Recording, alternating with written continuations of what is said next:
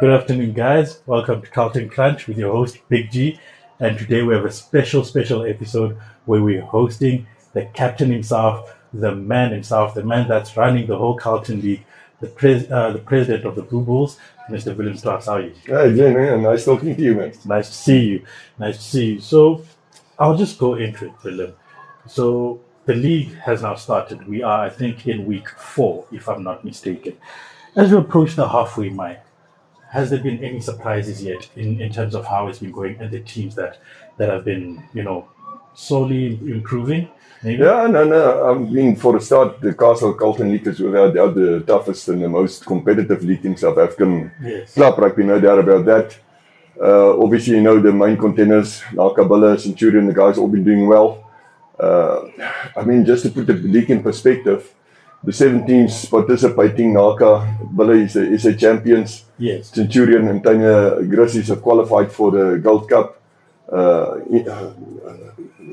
Northern is Limpopo champions have qualified for the Gold Cup. Yes. Northern Wolves is the Leopards champions have qualified for the Gold Cup.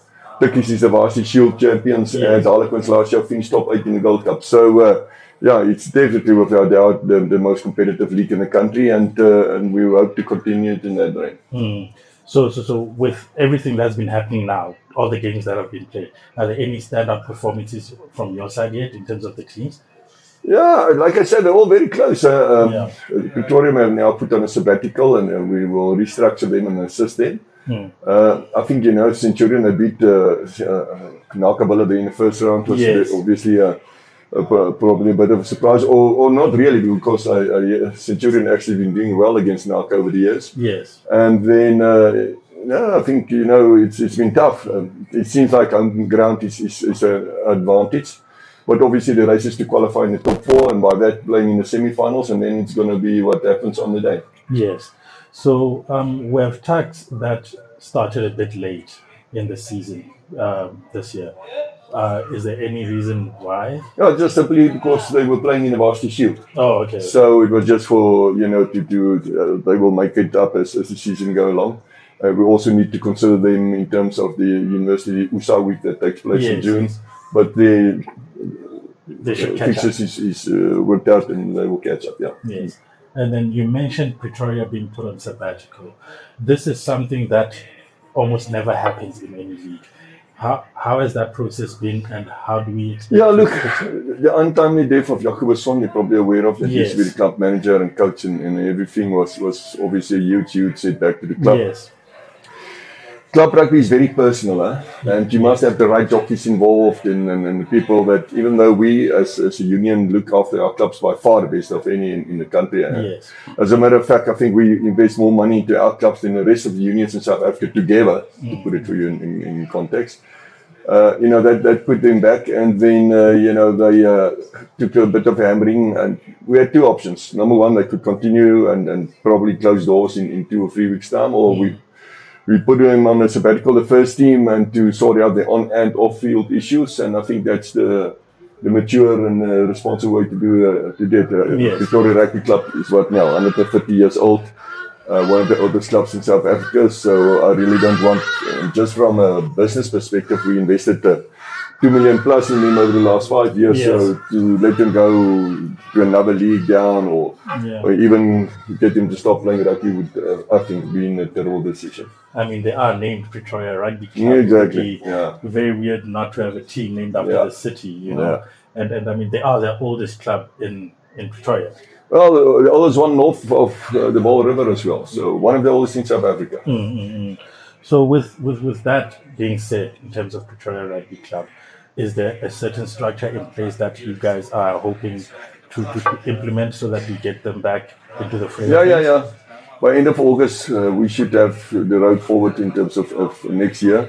There is a potential partner / commercial partner that I'm talking to, but then also been talking to 1 or 2 influential coaches and administrators who have indicated that they will be involved if everything's in place. So no, we'll get them right. Okay.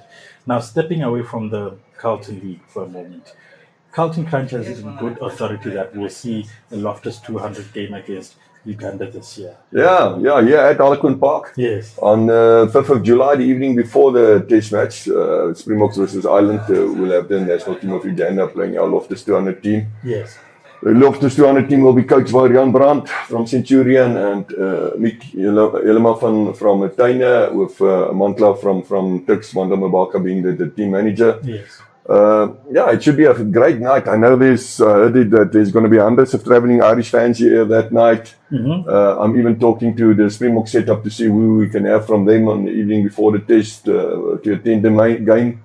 And, for Uganda, it's also a great opportunity. I've been involved with them personally for quite a number of years. Yes.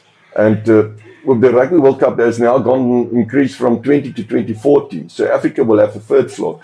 So obviously the Springboks South Africa will always be there. Namibia do have the edge in terms of especially the South African-based players. But the third spot will be open. There will now be a third spot for Africa. And it should be between Uganda, Kenya, Algeria. But obviously, I hope that our relationship with Uganda can help them. They are well structured. They've been to Kampala earlier this year. Rugby is now one of the 5 priority sports for the Ugandan government as well.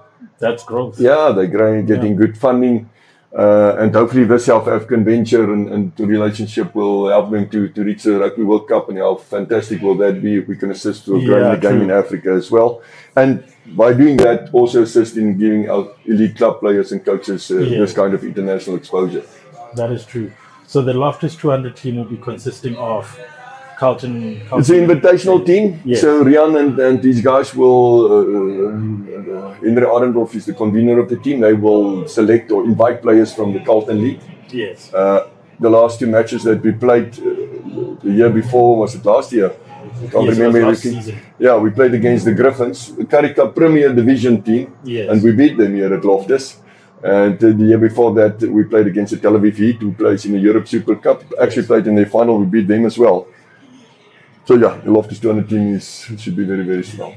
So I just like the fact that it's consisting out of the local players, the players that people actually come out to see every single Saturday. Exactly. So it's beautiful to see. Honestly, that's a good stepping stone for any player. Yeah, exactly. I'm sure the players, for them, it's such a big honor to take part in something like that, where they get to step away from the usual club roles and then they at least get into play. Yeah, you know what I've found or seen in previous years, or actually before my time, when we still had that amateur teams and amateur competitions from SA Rugby, which is a pity it doesn't exist anymore.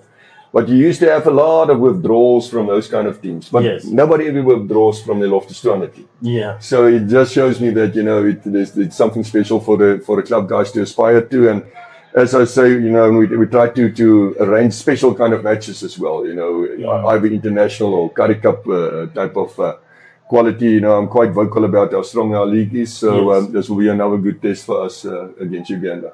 So that the match is in June, right? July, 5 July, just the evening, exactly the the Friday evening before the Springbok Test match. Yeah. Would you consider letting Carlton Crunch do the team announcement of the lineup of the Loftus 200?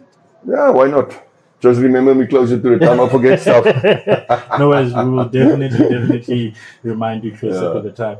Willem, look, we're in our country now where rugby is number one, and obviously we have the different areas where they also have their own leagues and all of that. Having a team like Nakabula that are current South African champions, I mean, it puts a big bullseye on Pretoria Rugby. And currently, I have it on good authority to say that we here in Pretoria, we play the toughest rugby in the continent. I just want to hear from you. How are you managing this role as president, where you oversee all of these things and you try to also make sure that there's growth within the development systems, and then make sure that we have good product to put out on?